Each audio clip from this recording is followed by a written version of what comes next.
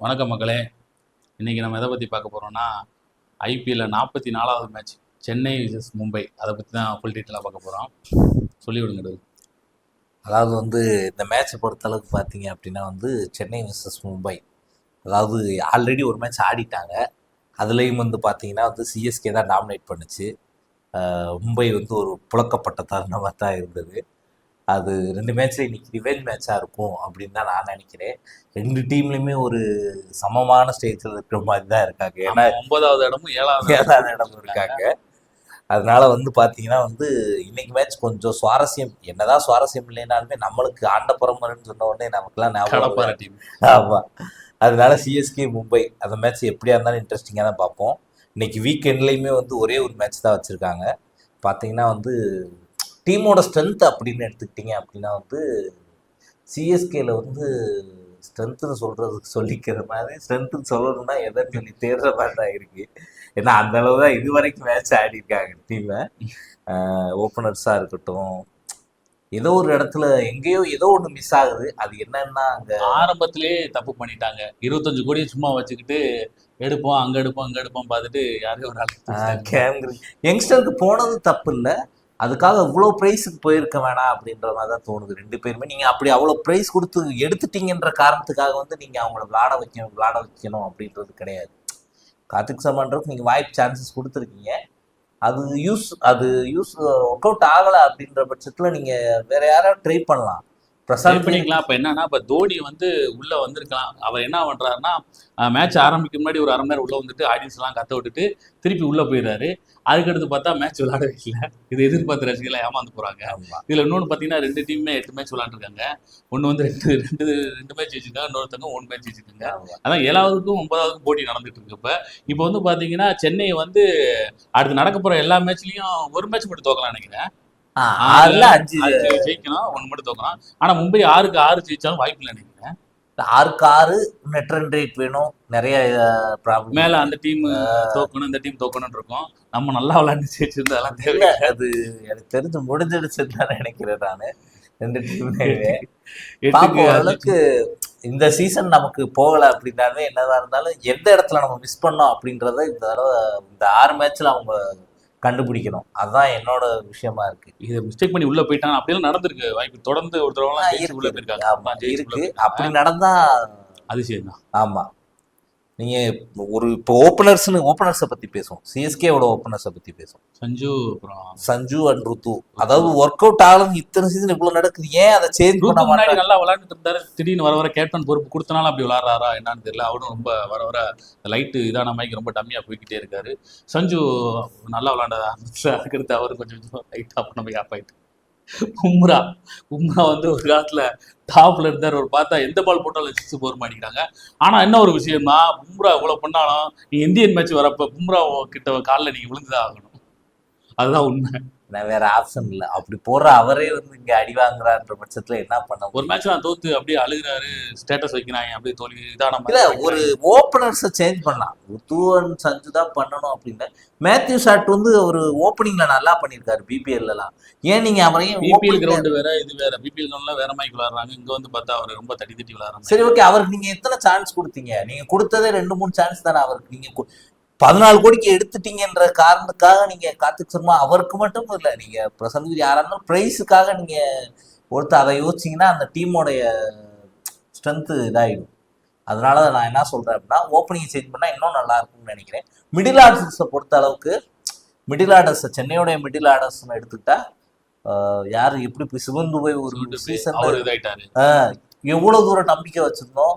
ஒட்டுமொத்தமா 2 சாமி 3 சாமி அந்த இதெல்லாம் பார்க்கும்பொழுது எனக்கு இப்போ கொஞ்சம் ஒரு எமோஷனல் ஆகுது. எப்படி இந்த மேட்ச் 2 டீமே எப்படி இந்த டீம் இப்படி ஆயிட்டாங்க.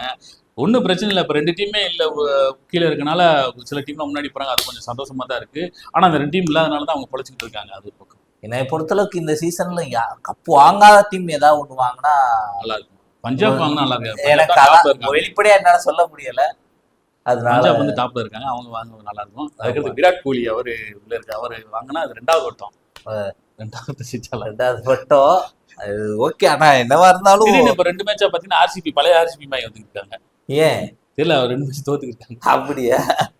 இல்ல, இப்போ வந்து பாத்தீங்கன்னா மும்பை ஓப்பனிங் மும்பையோட ஓப்பனர்ஸ்னு எடுத்துக்கிட்டா ரயன் டிக்கல்டன் அவரு ஆடினார்னா டிகாக் ஆட மாட்டாரு, டிகாக் ஆடினார்னா அவரால் ஆட முடியல.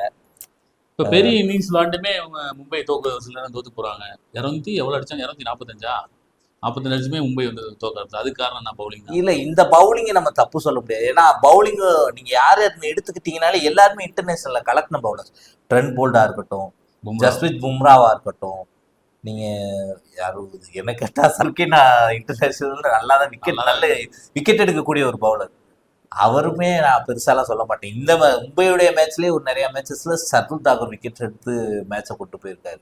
என்ன ஒண்ணு மனசு ஏத்துக்கணும், அவ்வளவுதான். மும்பை இந்த வட்டம் உள்ள போகிறதுக்கு வாய்ப்பு இல்லை.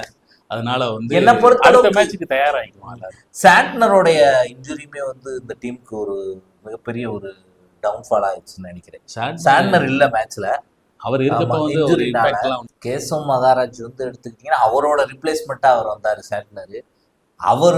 அவருக்கும் இவருக்கும் நீங்க கம்பேர் பண்ணா ஒரு நல்ல பேட்டிங் எபிலிட்டியும் அவர்கிட்ட இருக்கு சாண்ட்னர் கிட்ட. அதை எங்கேயோ மிஸ் பண்றாங்களோன்னு தோணுது எனக்கு. ஏன்னா நல்ல மிஸ்டி ஸ்பின்னர், நல்லா போடக்கூடிய ஒரு பவுலர் சாண்ட்னர். இவரும் நல்லா மிடில் ஆர்டர்ஸ் பாத்தீங்கன்னா அவரு அதுதான் சர்ப்ராஸ்கான நீங்க தொலைச்சிட்டு உருவில் படையில நீங்க எதுக்காக பவர் பிளேல இறக்குறீங்க? நீங்க அதுவும் இம்பாக்டா இல்ல, சர்ப்ராஸ்கான விட்டுட்டு உருவில் படையில முன்னாடி இறக்குறீங்க. அப்ப நீங்க அந்த இடத்துலயே உங்களுக்கு நீங்க அந்த இடத்துல தோத்துட்டீங்க. அந்த இடத்துல நீங்க உருவில் படையலுக்கு முன்னாடி இறக்குறீங்க, உருவில் படையில சர்ப்ராஸை விட்டுட்டு உருவில் படையில முன்னாடி இறக்குறீங்கன்னா என்ன ரீசன்? என்னன்னா வாய்ப்பு எல்லாரும் கொடுக்கணும் தான். இப்ப தோனி என்ன சொல்லிட்டாரு, இந்த தோனி ஏன் நீங்க உள்ள வரலன்னு கேட்கறப்ப என்ன சொல்லாருன்னா, எனக்கு அந்த இடம் தேவையில்லை, அதனால எல்லாரும் விளையாடுறாங்க அப்படின்னு சொல்லிட்டாரு. அதனால தேவையில்லை, பிராக்டிஸ் மட்டும் பண்ணிட்டு போயிட்டாரு. அவ்வளவுதான். பிரசாந்த் வீருக்கு எத்தனை வாய்ப்பு கொடுத்தீங்க? நீ பிரசாந்த் வீருக்கு 3 மேட்ச் தானே ஆடி இருக்காரு. அவருக்கு இன்னும் சான்ஸ் கொடுக்கலாமே. கார்த்திக் சர்மா கொடுத்த மாதிரி அவருக்கும் கொடுக்கலாம். நம்ம யோசிக்கல, அந்த இது யோசிக்கலையே, டீம் மேலே. மும்பையை பொறுத்த அளவுக்கு ஒரு பிளஸ் அப்படின்னு எடுத்துக்கிட்டீங்க அப்படின்னா, ஒரு நமன்தீர் வந்து ஒரு நல்ல ஃபார்ம்ல ஹர்திக் பாண்டியா கோவப்படுறாரு. அதான் பிளஸ். இல்ல ஹர்திக் பாண்டியா வந்து அவரோட கேப்டன்சியை வந்து என்ன கேட்டா, நான் கேப்டன்சி எல்லாம் தப்பு சொல்ல மாட்டேன். ஏன்னா குஜராத்ல ஒரு ஸ்டார்டிங்லயே டீமை கப்படிச்சு கொண்டு போனாங்க. ஆமா, அதை நான் தப்பு சொல்ல மாட்டேன். நிறைய பேர் அதுதான் தப்புன்னு சொல்றாங்க. ஆனா எனக்கு அதுல உடன்பாடு. கேப்டன் வந்து அப்படிதான் இருக்கணும். ஆமா, எங்கேயோ ஒரு இடத்துல பிளேயர்ஸ் தப்பு பண்ணும்பொழுது அதை கேப்டன் மேல பழிய போட முடியாது. அதனால வந்து நான் என்ன கேட்டா நான் ருத்ராஜையுமே நான் சொல்ல மாட்டேன். ஏன்னா அது பிளேயர் 49 பாலுக்கு 50 அடிச்ச ஒரே ரெக்கார்ட். இல்ல அவர் அந்த சுச்சுவேஷன்ல அதான் பண்ண முடியும்.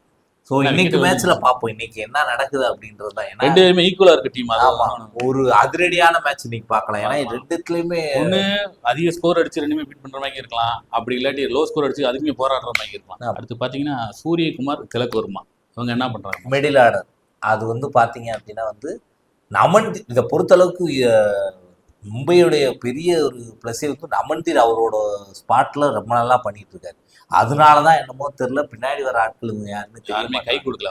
ஆமா, ஸ்கையா இருக்கட்டும், கை வழக்கம் போல பண்ணிட்டு ஏபிடி மாதிரி விளையாடுறோம்னு நினைச்சிட்டு அவரும் அவுட் ஆயிடுறாரு. கையில கேஷ் கொடுத்துட்டு வந்துறாரு. அதுவும் அவரோட பிளஸ்ஸே அவரோட மைனஸா வருது. அதே இடத்துலயே அதை திரும்ப கொடுத்துட்டு வெளியே போறாரு. அது உண்மையாவே இன்னைக்கு மேட்ச்ல என்ன ஆக போகுது அப்படின்னு பார்ப்போம். எது வேணாலும் நடக்கலாம், எது வேணாலும் நம்பிக்கையோட இருங்க. எல்லாருக்கும் 9வது தான் போட்டி வரப்போகுது. அதனால மனசு தேத்திக்கிங்க. அடுத்த ஐபிஎல் 2027 வந்து சென்னை மும்பை ஃபைனல் போகும். நம்பிக்கையோட நாங்கள் இருக்கோம். இந்த சீசன்ல வந்து சென்னை மும்பை இல்லாத பிளே ஆஃபை பார்க்க போறோம். ரொம்ப கஷ்டமா தான் இருக்கு. கடைசியா நம்ம இது சொன்ன மாதிரிதான், எப்படி சொல்றது, எப்படி சொன்ன மாதிரி தான். கஷ்டமா இருந்தாலும் பெருமையா இருக்கு. நன்றி. இன்னொரு வீடியோ சந்திக்கலாம். நன்றி. நெக்ஸ்ட் வீடியோல சந்திக்கலாம்.